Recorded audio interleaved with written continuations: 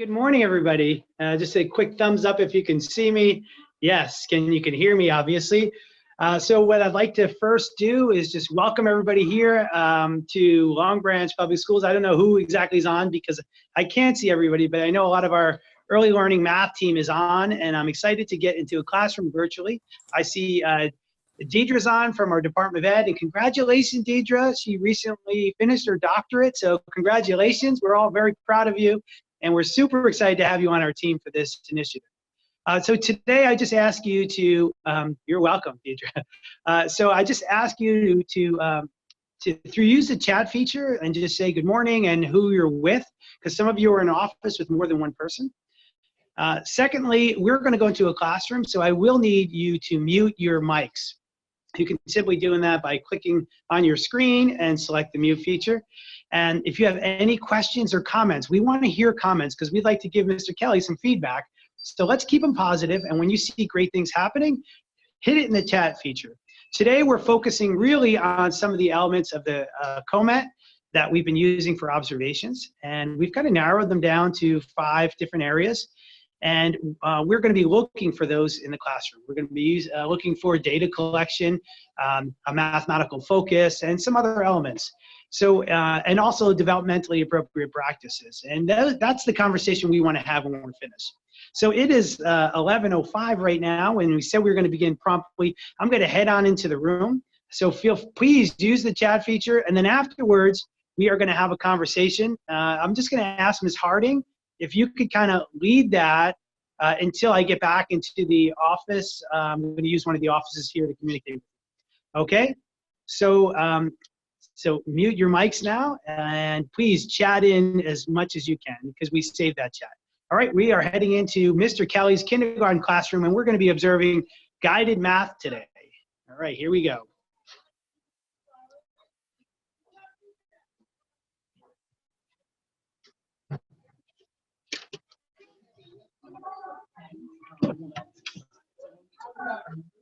We're going to use those words. We're going to use the word tens or use the word ones. So can anyone tell me a time during the day when you've heard me use those words? Remember, when have you heard me use the words tens and ones to talk about a number? Eswin, when do you remember hearing me use those words? At math, all right. We do use them at math. Besides, do you remember when I used those words? They are for talking about numbers. When we talk about our number of the day, I take my 10 sticks that I bundled together and we say that's a what? 10. That's a 10. And then the single sticks are how much? 1. Well, we're going to talk about tens and ones in a different way. All right, we're going to practice reading some numbers and showing how many tens and how many ones it has. So I'm going to use these little blocks to show my ones. And I'm going to show these longer blocks. I'm going to use these longer blocks to show my tens. So how many blocks long do you think this long one is? 10. You think it's 10? How can we find out? We can count to find out. So let's count together. 1, 2, 3, 4, 5, 6, 7, 8, 9, 10. So how many does it have? 10. So when we look at this, do we have to count them out every time? No, because now we know this is a, just like our bundle of 10. So I am going to use my math to build a number. So I have a place for my tens, and I have a place for my ones. So can someone raise a quiet hand and tell me, what is the name of this numeral? I'll give everybody a chance. Raise a quiet hand if you know what this number is. Sophia, what is this number? 28. It is 28. And when we read our numbers, we're going to look at the first number, and that's going to tell us what our tens is. 28 has 2 tens and 8 ones. Can we say that together? 28 has 2 tens and 8 ones. So now I'm going to build my 2 tens. 1, 2, and now I need 8 ones. 1, 2, 3, 4, 5, 6, 7, 8. So now I'm going to check my count. 2 tens, 1, 2, and 8 ones. 1, 2, 3, 4, 5, 6, 7, 8. Thumbs up. I checked myself, so I'm going to give myself a thumbs up. So boys and girls, we're going to try doing one together. So I'm going to give everybody a math mat to work with. You're gonna get one from you. Thank you. All right, and we're gonna put a bowl of ones and a couple of tens in between all of my partners, so you have something to work with today. So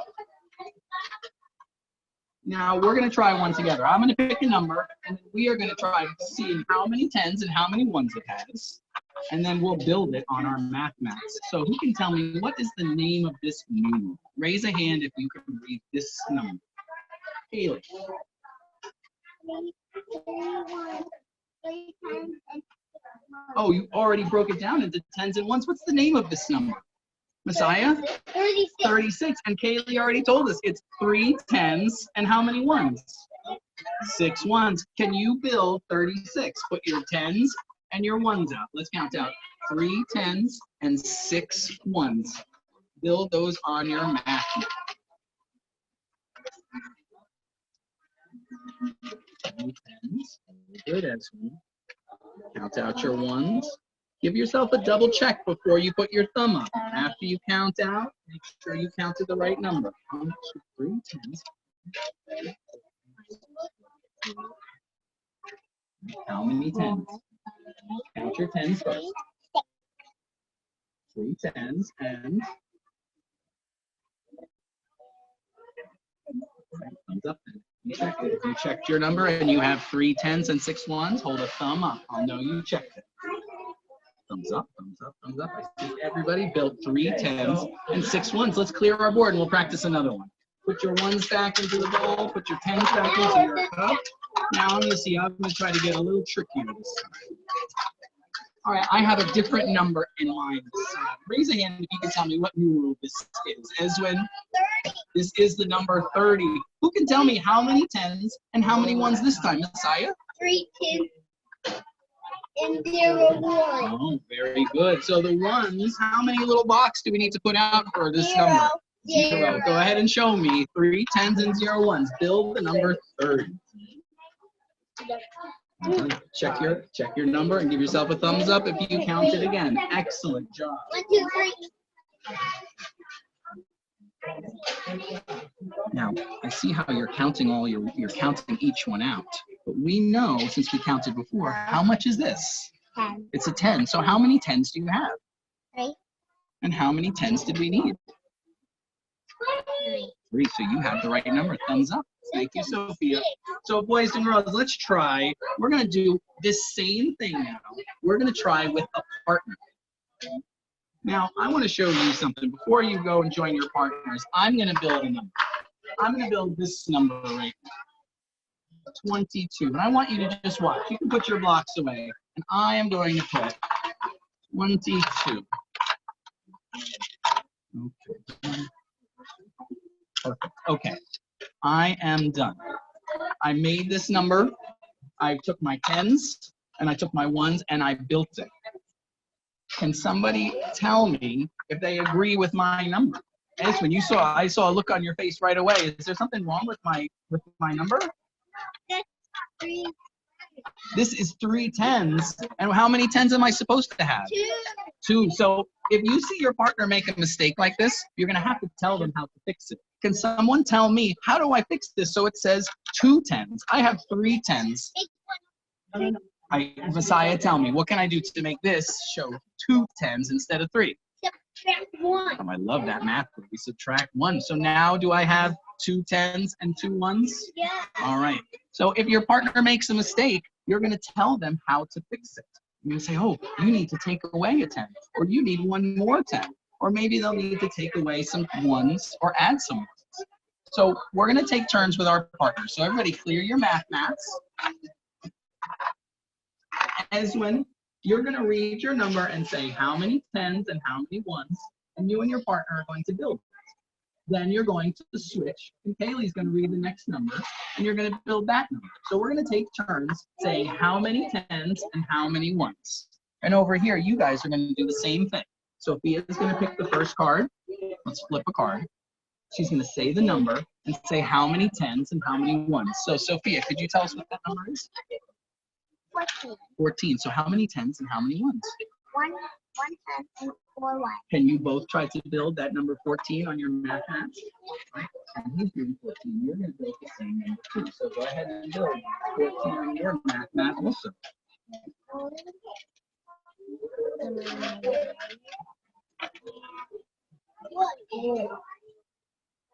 Okay, double check your count so you're ready. You did. Thumbs up right on the table. Check.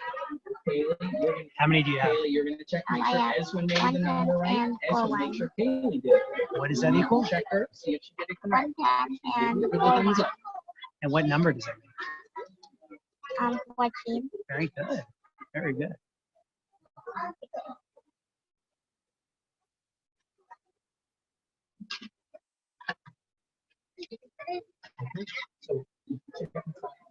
So check inside to make sure it's correct. What people is to have 1/10. Check We it out. don't put any ones. 1/10. Okay, so you went right. So now it's the side. Pick a new number. Okay. Put your box away. Pick a new number and see if you and Sophia can build it together. Right, so you have to tell Sophia how many tens and how many ones does that number have. All right, go ahead and build that number. I wanted to see if anybody got confused. How many tens are in a number like this? So do we have any tens in here? We have 6 ones and how many tens? What number would we use to describe this? 0. 0 tens and 6 ones. All right, excellent job. All right, I'm going to head out, Mr. Kelly, and I just want to say thank you to everybody. You guys were great today. Thank you very much. Thank you for visiting. Thank you for visiting. You're welcome. Great job with your math today. I love the math language, okay? All right, see you later, everybody. Thank you, Mr. Kelly. Thank you. See ya. Have a great day, everybody. Bye-bye. You too. Okay, Mal, at this time, I'm just going to pass the torch over to you to begin our conversation. And then I will join Betsy down in her office, and then I will help you co-facilitate. So if we can jump into the conversation about some of the great things that we just saw. Okay, great. Okay, can everyone hear me? Just thumbs up. All right, awesome. Welcome, Rolf, by the way, CCSSO joining us. So happy to have you. So we sent out the look-fors, which were based on our COMET indicators. The thing I really wanted to talk about first was the mathematical focus, that the mathematical content was appropriate for the developmental levels of the children in the class. So we know that Mr. Kelly is using the learning trajectories to plan his lessons. Learning trajectories are just the path that children will follow to learn a specific concept. So they may be at different levels, but they're all learning the same concept. So what can we notice about the tasks that Mr. Kelly presented to children? How were they consistent with their level of understanding? And anyone who wants to jump in, just unmute. Well, the trajectories reflect the students, they're like indicators of what those students are developmentally able to do. So, you know, they were doing place value in kindergarten, which was impressive. And, you know, that aligns with the trajectory for kindergarten. Mm-hmm. So, I mean, he asked a lot of critical thinking questions and making sure that the students understood the tasks that he gave them to do. Okay. And you could see that he was just introducing it. So they're all at the concrete stage of building the place value. So we know that once they get an understanding, then he would have them do a pictorial, and then even first grade teachers will love it doing the abstract, the math problems that go along with it. And Mrs. Payne, that class will be yours next year. So you can I'll never take where you're going to Yes. So at the kindergarten level, we have scored lower in relation to decomposing and composing numbers. And so this demonstrates how Mr. Kelly's going beyond the program and really using developmental trajectories in order to guide his guided math differentiated lesson. It was great. I thought if, you know, I don't know if Mr. Kelly can hear me, but I know you were following the trajectory and you had your instructional goals right there on paper, almost as your anecdotal notes to follow along, see, and you know where they were at with that. And I know you were introducing it, but the practices that you were including in the execution of the lesson were good. You were modeling it, demonstrating it, but then you allowed the children to talk amongst each other to try to build a number. You let them go a little bit. You asked them if they could agree or disagree, and then you brought them back to check for understanding, which is a good process. So I don't know if you can hear me, but the practices were, you know, were quality. So good job with that. I don't know if you can hear me, but. Mr. Kelly's, I just want to start from the beginning. I think he was clear in his objectives and his goals for his small group. I like the vocabulary that he uses with his students. And I noticed that he was repetitive with using the term build. You know, we're going to build this number. We're going to build this number using the base 10 materials. And I also can see the progression. I can see the foundation and the progression, because right now in Unit 5 is heavily focused on place value and everyday math. And that's the unit that I'm currently teaching. And I'm definitely using the base 10 materials, the longs and the units. But also now see the progression, because I'm using also the comparison symbols so that they can compare those amounts and they can physically touch those amounts and count them and physically see, you know, 43 is greater than, you know, 35, for an example. And then being able to show numbers or amounts in more than one way. So I think the foundation is definitely solid, and I also can, you know, make the connection and the comparison between, or the natural progression between kindergarten and first grade. So Dr. Salvatore and Mr. Kelly, we were just talking before you got on about the mathematical content and whether it was, you know, appropriate for the developmental levels of children in your class. So people were just kind of commenting about that. I think a lot of people are impressed at how high kindergarten is in the content because of the trajectories. We're not just following a program, we're following research-based learning trajectories, and you've really taken them to a different level. So I'm here now with the superstar himself, Mr. Kelly.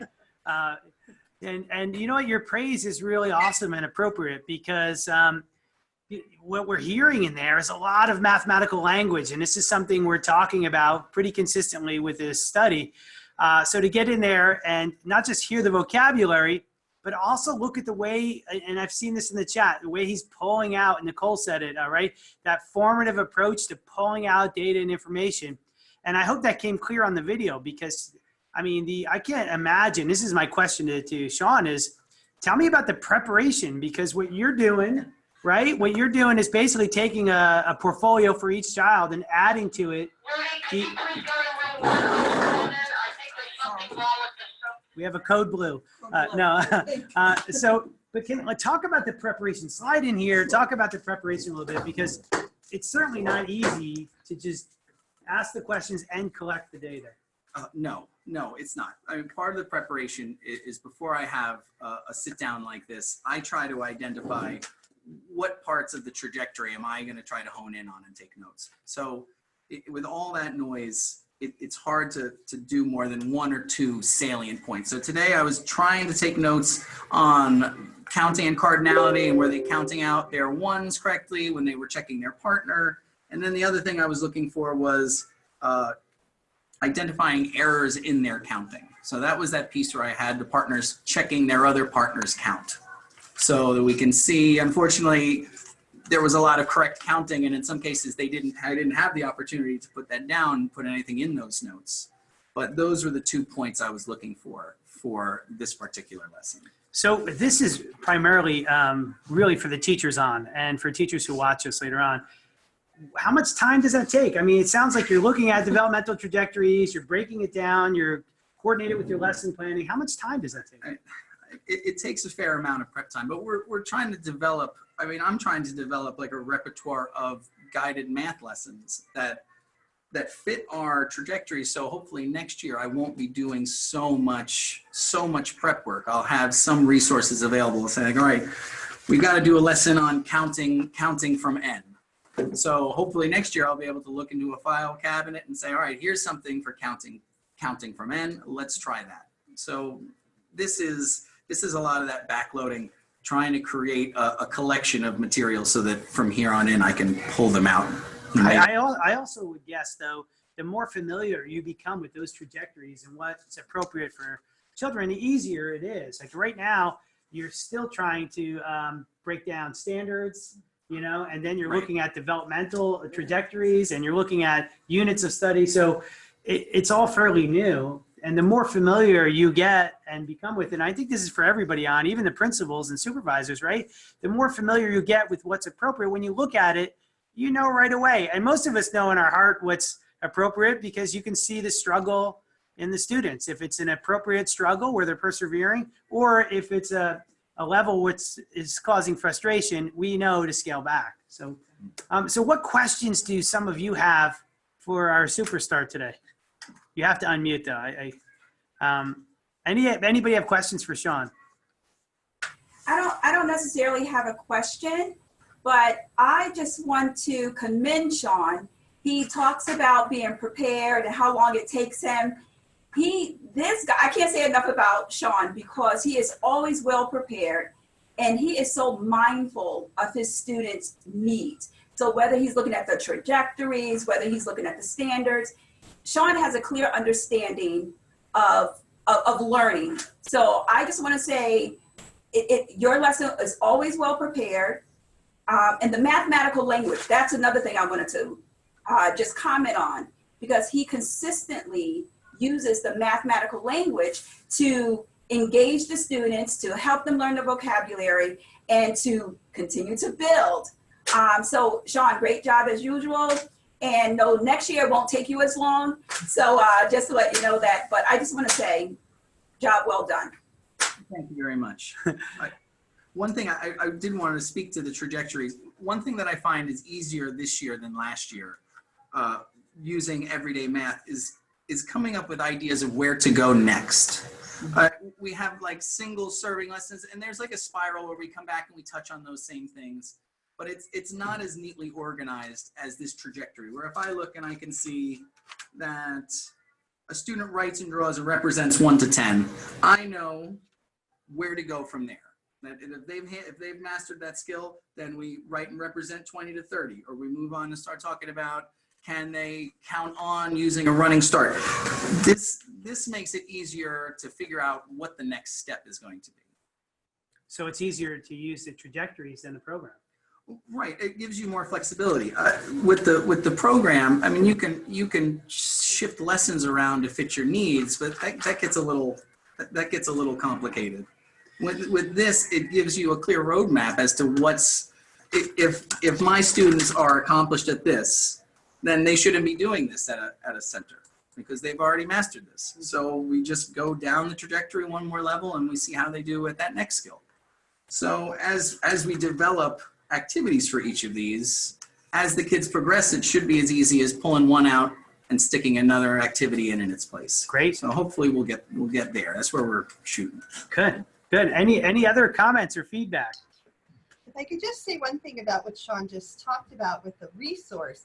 CCSSO and the department, when we first started this study, we talked a lot about everyday math, and that is our core resource, and it's a great resource, but it's only a resource. And we really looked at the trajectories and thought about how can we teach to the trajectories and just use everyday math as a resource. And Sean seems to be masterfully doing that. I think it's just about knowing the content well and knowing where to pull from your resource. And though ed reports might say that, hey, the coherence and the rigor isn't always there in that resource, but how can we raise the rigor? How can we use those trajectories and the tasks that Doug Clements and Julia Sarama gives us to really beef up what we're doing in the math classroom every day? So I commend you on the learning that you've done, Sean. And I also think just for the admin, though, it gives us an opportunity to reflect upon the resources that we're giving teachers.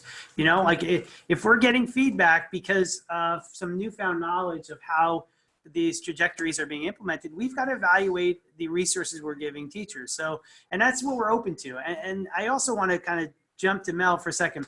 So what does third grade look like? I mean, we keep talking, we're praising like mathematical language in kindergarten, but what is that? Why is that so important? I think it's good for everybody to hear that. Yeah, children just need to be comfortable with the language of math, and our mathematical mindset has to change. So children, when they get to third grade and all of a sudden they're struggling with a timed facts test, we don't do that anymore. We give children the tools to be successful in math through centers and workstations, like the teachers in the Early Learning Math Consortium are doing, having fun in math, using the materials to prove our thinking.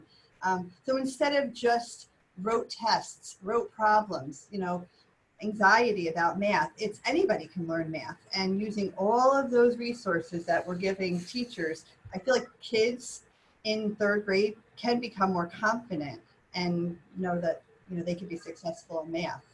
So some of the teachers, I'd love to hear from Lisa or Cleo. I'd love to hear about the transition from whole group, right?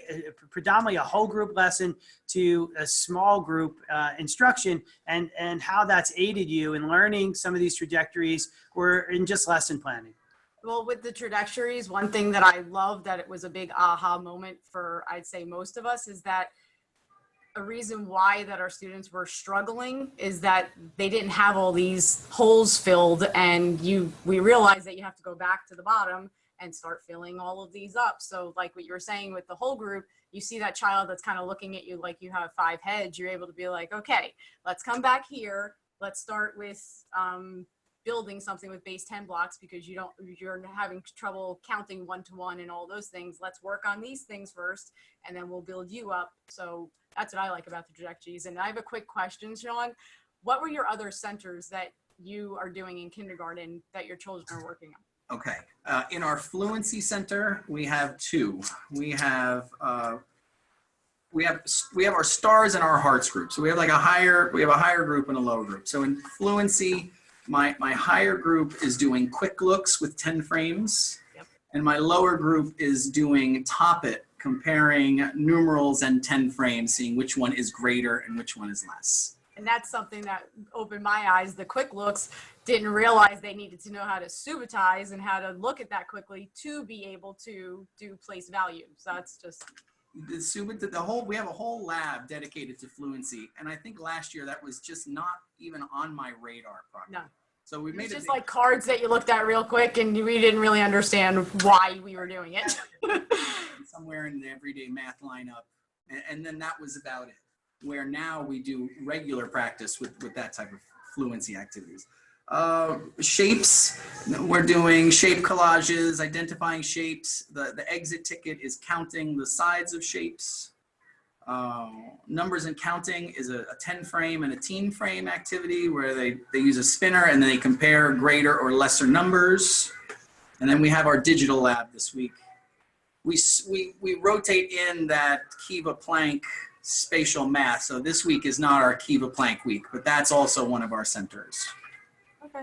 And then that's it. And the SD Math, the digital. Sean, just one thing. In regard to your small group, you talked about trajectories. I saw you were taking anecdotal notes. Are you realizing and noticing that even your small groups are differentiated, meaning that you were meeting with a small group, but does your next group look different? Is there different manipulatives? Is there different resources? Are there different questions that you're engaging your students in?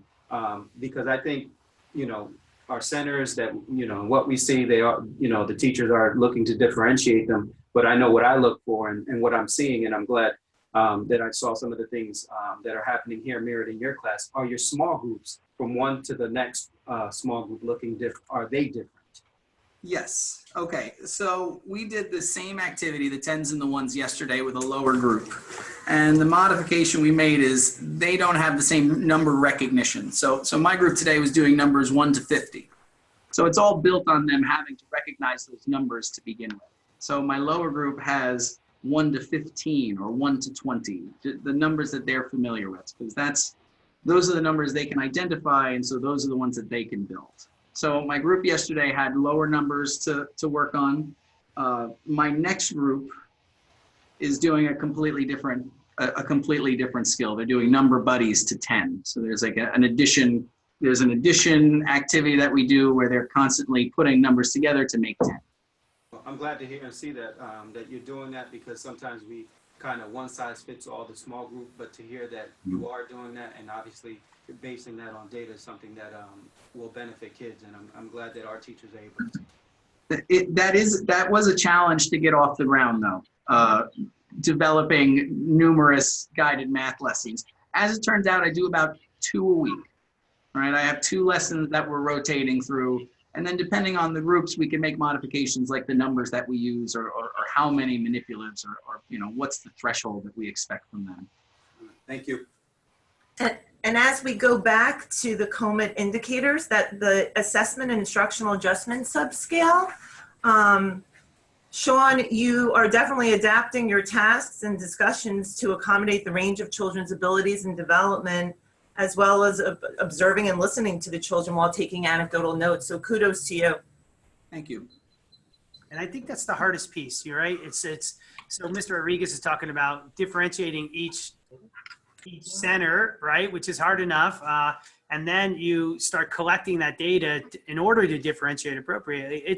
I mean, it's a high level. I mean, there's no secret to what we're doing with all of you is trying to elevate your level of practice, and it's happening. Even the questions that are being asked today and the conversations, even to say that, hey, last year that wasn't even on my radar, and to watch the nods like, oh yeah, you know, you are all at a different level now because of this, and that's kind of the aim. Our focus to this was to improve your overall professional practice, and just by the dialogue today, I can see it's elevated not just the teachers, but our supervisors, directors, our principals, and certainly for me.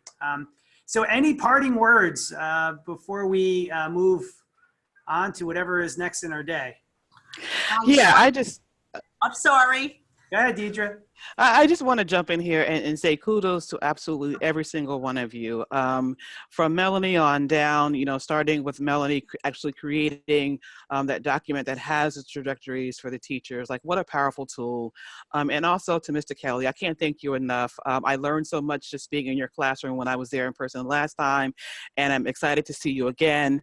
I appreciated how you just kind of started off the lesson asking kids what they think, right? And it's really something that's really important to me in my role, that we begin to ask even the youngest of learners what it is that they're thinking.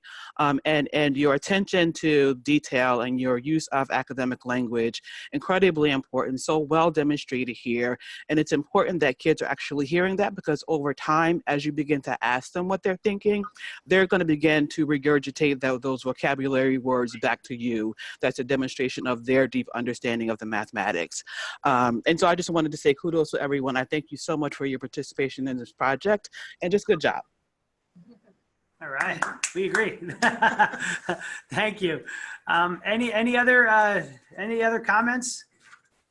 Hi, Sean, you did a great job. The kids were wonderful.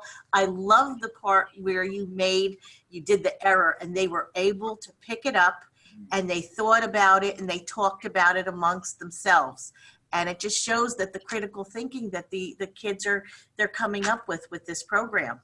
I love it. I love the small group, which is wonderful. Thank you. That was the second point I was looking for, was seeing if they could make corrections. So really, I guess the last thing I want to say is I have found taking these notes to be a skill by itself. Like just practicing, just being present and noticing that they've told you something that's actionable, and taking that time and writing a note. In the beginning, I would get through these math groups, and then I realized that I was so busy doing all of this guided math that I didn't take down any notes. So over time, just making sure that I put things in there, I think it's a skill that needs practicing. You know, you have to work it into your routine. And for what it's worth, I am still working on getting that up to a higher level as well. But yeah, and that's okay. And so what your comment just made me think about a body of research by Dr. Deborah Lowenberg-Ball, who, you know, she was an elementary teacher for a time before she went off to university to get her master's and then her doctorate. And she's actually really well known at this point. And she talks a lot about, you know, her time at university and realizing and reflecting on her time in the classroom and realizing that her kids were saying things to her that she didn't realize were mathematically relevant. And so she didn't know enough about children's thinking to recognize what they were saying and to recognize that they were communicating a misunderstanding or even an understanding. And so I think that that's what you are communicating for us here. And so just know that the best of the best out there have gone through this and that it's part of the learning process. And so appreciate you sharing. Terrific, thank you. So I guess we'll close with Sean's words today. Let's be present. And I think when we are present, that does mean collecting evidence that you actually exist and things are working instead of just going through the motions. And I think that was a great point to make. So thank you all for contributing today and participating. And we look forward to coming to another window. Maybe it's Anastasia, maybe it's Morris Avenue, Gregory. We'll be at you next. So thank you all very much and have a great day.